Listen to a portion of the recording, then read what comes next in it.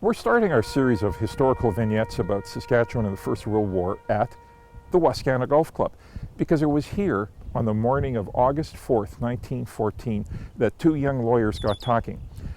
Alex Ross and John Armoury were also Army reservists, and at one point Armoury said, "It looks like war. Are you going?" Quick as a wink, Ross said, "I guess so." And with that, they committed themselves to whatever lay ahead. It turned out to be 5 years in uniform, during which time Armoury was badly wounded. Both of them became generals, but they both survived. And it all started here on a golf course. It's 1916, and there's a young farm boy from the area just south of Regina who wants to get into action. So Neil Taylor joined the Army. He didn't like trench warfare, so he remustered to the Air Force, trained as a pilot, and he joined a fighter squadron in August 1917. Less than a month later, he was shot down, and in the crash, he lost his eye. He was also captured and sent to a German prisoner of war camp for over a year.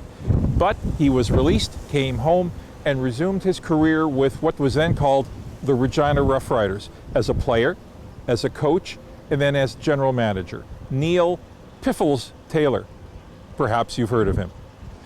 If you go into the Regina Cemetery on Broad Street at 4th Avenue and find the soldiers' plot, you'll also find these two First World War German artillery pieces.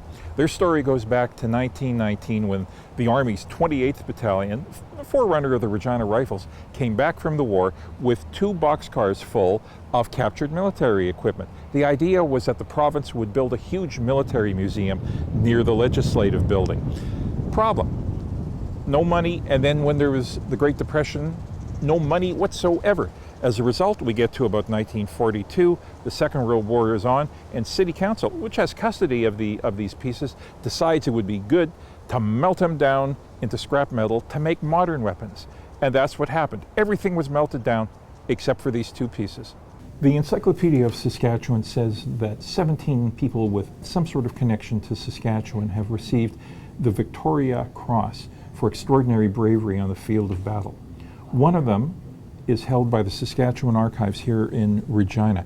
It was received by Lieutenant Robert Combs for an action in May 1917 in which no fewer than 80 German soldiers were taken prisoners.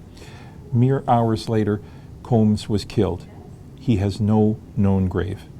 Finally, we're here at the Regina Armoury, which is the home to this magnificent stained glass mural made in 1928 for Carmichael United Church in Regina and brought here about a decade ago. It shows a wounded Canadian soldier in a bombed-out French town, airplanes and a balloon above, with a Christ figure, a symbol of the war to end all wars.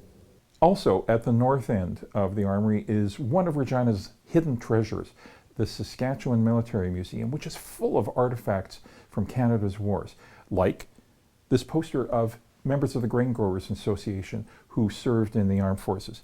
Up there, we have a typical uniform, heavy and woolly and sweaty, from the First World War, and most poignantly, the grave marker of a young soldier who died in 1917 serving his country.